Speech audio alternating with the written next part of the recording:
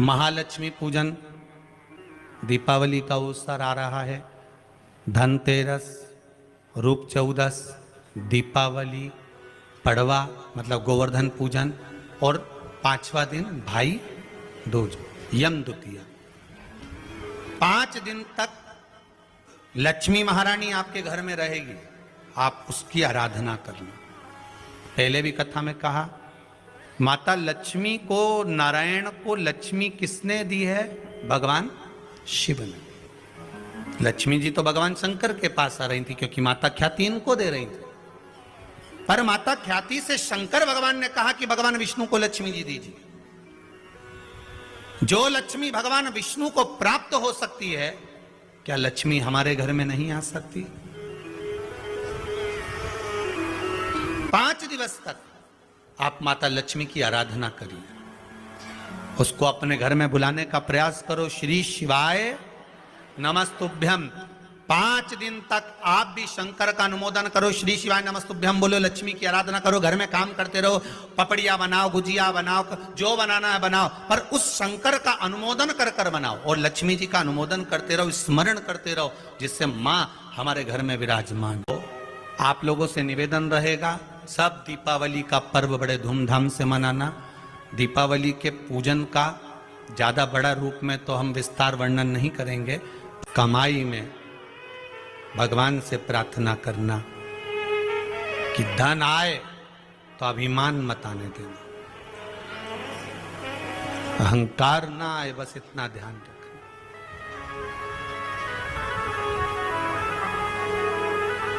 लाल चंदन का जो जल होता है, ये व्यक्ति के जीवन में जो धन कहीं रुक गया, अटक गया, नहीं दे रहा, बेलपत्री के वृक्ष के नीचे, जड़ के नीचे सिंचन करने से वो प्राप्त होता है।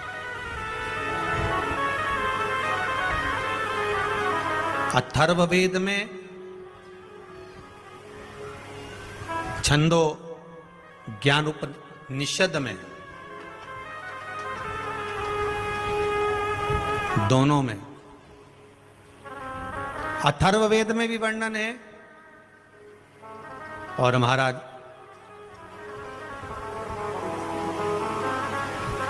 वर्णन किया गया कि पीपल के वृक्ष की जो जड़ होती है, बेलपत्री के वृक्ष की जो जड़ होती है,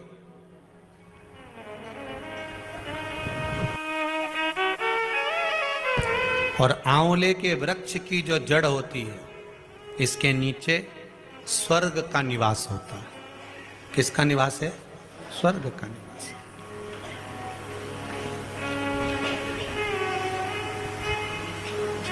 अथर्ववेद में भी कहा और छंदो उपनिषद में भी वर्णन करा।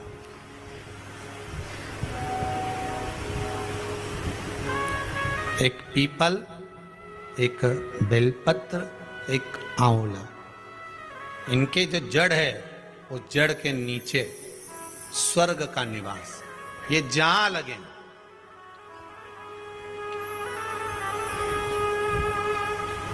बस एक बात का ध्यान रखिए उसके लिए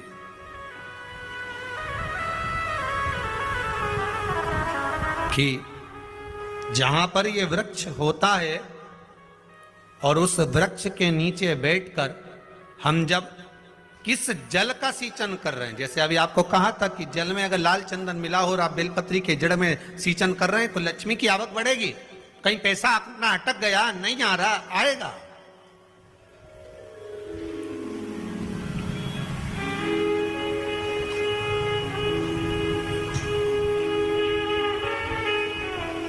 पीपल की जड़ में इत्र का जल, पीपल की जो जड़ होती है उसमें इत्र का पानी,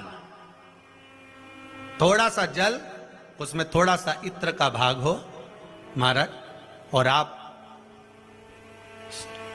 भगवान पीपल देव, पिपलेश्वर महादेव का स्मरण कर कर पीपल की जड़ में अगर जल चढ़ा रहे हैं और मान लो शरीर में कोई कष्ट हो गया है, शरीर में कोई रोग हो गया है, कोई मालूम पड़े ये हाथ 4 दिन से दुख रहा है, या 4 दिन से ये नस दब गई है, या ये कमर दब रही है, तो आप 2-4 दिन कर देखो। कलश के अंदर जल, जल में इत्र का थोड़ा सा भाग, पीपल की जड़ के नीचे आप उसका सींचन करिए पिपलेश्वर महादेव के नाम से। उस जल को थोड़ा सा भाग लेकर आ जाओ, उसी में से जो चढ़ाया है, और उस स्थान पर जहां कष्ट है उसको लगाना प्रारंभ करिए। 2 दिन 3 दिन कर देखो। प्रैक्टिकल करने में क्या जाता है? सीवर वाला महाराज झूठ बोल रहा हो तो प्रैक्टिकल करने में क्या जाता है? करते रहो। जिन जिन ने प्रैक्टिकल करे उनका रिजल्ट यहां सामने है, जिन जिन ने करे। और अभी और पत्र देगा पढ़ने के लिए हो, अभी कहीं का भजन आएगा जब देख लेंगे।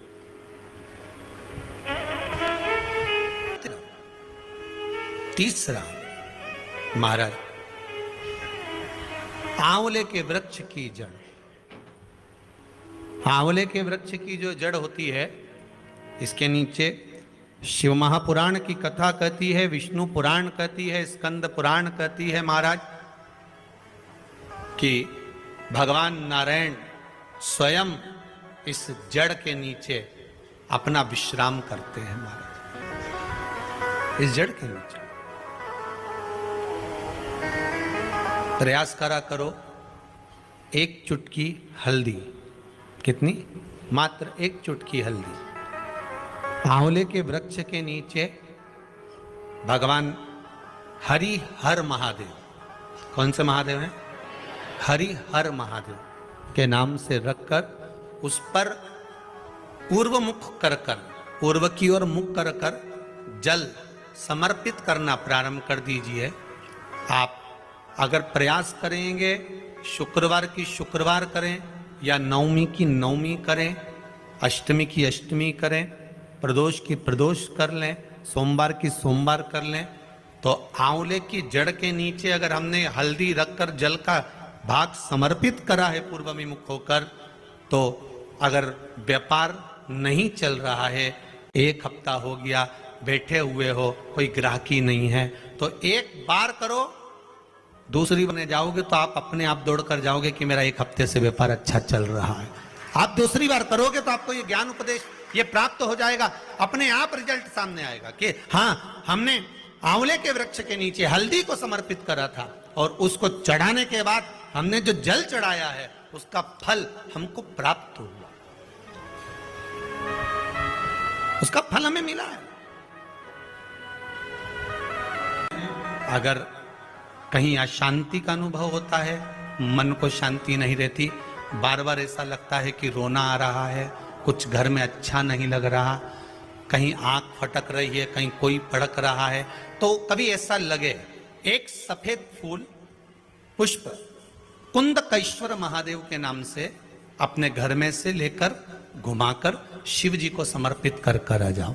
वापिस आओगे ना तो रुआसा सा मन होगा, ना मन में अशांति होगी। इतना पावर बाबा दे देंगे कुंदकेश्वर महादेव कि आपको खुद अनुभव हो जाएगा। केवल 1 पुष्प श्वेत कुंदकेश्वर महादेव। कुंदकेश्वर महादेव कोई साधारण नहीं है। जिस समय माता पार्वती ने विदल और उत्पल का संहार करा था, तो कुंदुक भगवान के चरणों में जाकर लगा, उस कुंदुक के लगने से भगवान शंकर का नाम कुंदकेश्वर हो गया। भगवान शिव ओघड़दानी, त्रिकालदर्शी, कैलाशी, अविनाशी भगवान शिव के अन्य अवतारों का वर्णन है। फिर आगे जो चरित्र कहा गया है, भगवान के 12 ज्योतिर्लिंग का स्मरण कराया गया। महाराज एक बात ध्यान रखिएगा, शिव महापुराण कार्तिक महत्तम कथा तो आज विराम हो जाएगी, पर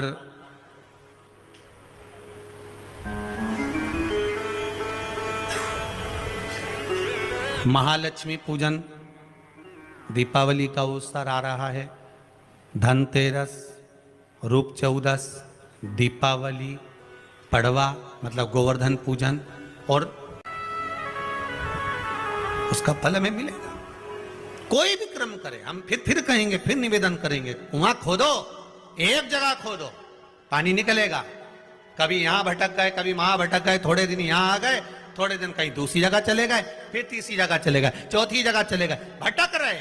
अब बाबा से विनती करना, अब नहीं भटकूंगी चाहे कुछ भी हो जाए। बहुत भटक ली, सारी दुनिया में जाकर घूमी आई, सबसे निवेदन कर कर आ गई, अब मेरे बस की नहीं बची, अब तो तेरा दरबार है और तेरा भजन है, इसके सिवाय कुछ नहीं करूं। श्री शिवाय नमस्तुभ्यं, श्री शिवाय नमस्तुभ्यं, श्री शिवाय नमस्तुभ्यं, श्री शिवाय नमस्तुभ्यं, इसके सिवाय कुछ नहीं करूं।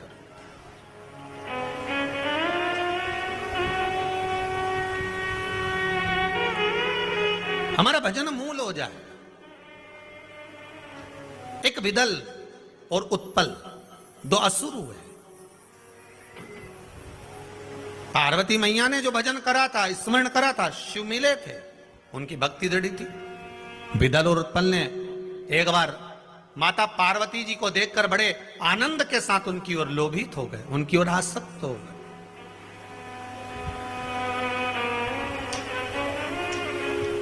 जो जो राक्षस, जो जो असुर भगवान की ओर लोभित हुआ, भगवान ने उसका कल्याण कर दिया।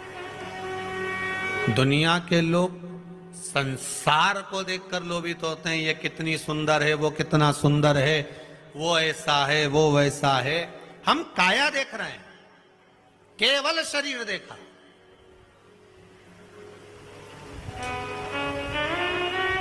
आधे से ज्यादा रिश्ते तो ये काया के चक्कर में गड़बड़ हो गए। लड़का अच्छा है ऐसा, लड़की बहुत बढ़िया है, दिखने में तो कई जोरदार।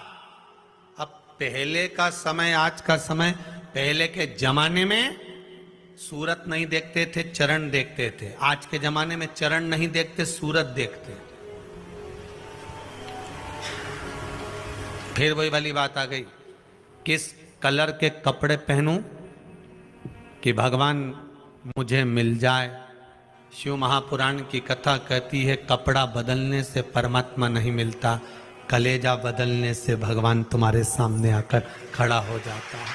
कलेजा बदलना, कपड़ा बदलते बदलते तो जिंदगी निकल जाएगी, भगवान नहीं मिलेगा। पूरी जिंदगी निकल गई। क्या हुआ कपड़ा बदलने से? वो रावण ने बदला था, क्या हुआ? कपड़ा बदलने से भगवान ने।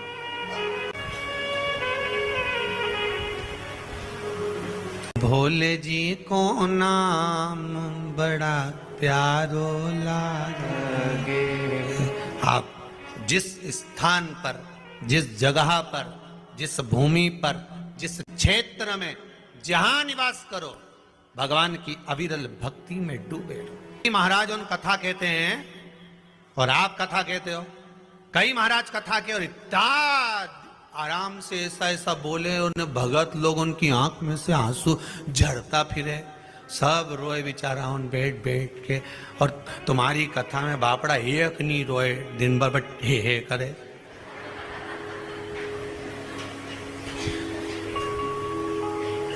और तुम भी व्यासपीठ पे बैठ के बस हंसता रहो, ने ठिठोली करता रहो।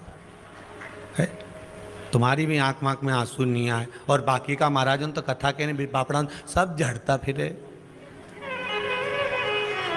25 बार मुंडा साफ कर ले, 2-4 बार तो सपेट ले। अब तुम तो, तुम्हारी संपटनी पड़ेगी, तुम सब ठिठोली, सब हंसे और तुम भी हंसो। अरे भैया, पूरे ब्रज में घूम लेना, पूरे ब्रज में घूम लेना, और एक बार ब्रज में घूमने के बाद में नंदगांव जाना, गोकुल जाना। कौन कौन गया इधर हाथ उठाओ। जम के हंसो। अब उस समय पे तुम्हें हंसी आती है? पर नहीं, पर तुम्हें हंसना पड़ता। बोलो सही है कि गलत है? क्यों हंसाते हैं नंदगांव में, क्यों हंसाते हैं गोकुल में, क्यों हंसाते हैं ठाकुर जी के सामने? क्योंकि वो ब्रजवासियों को मालूम है पूरी जिंदगी रोने के लिए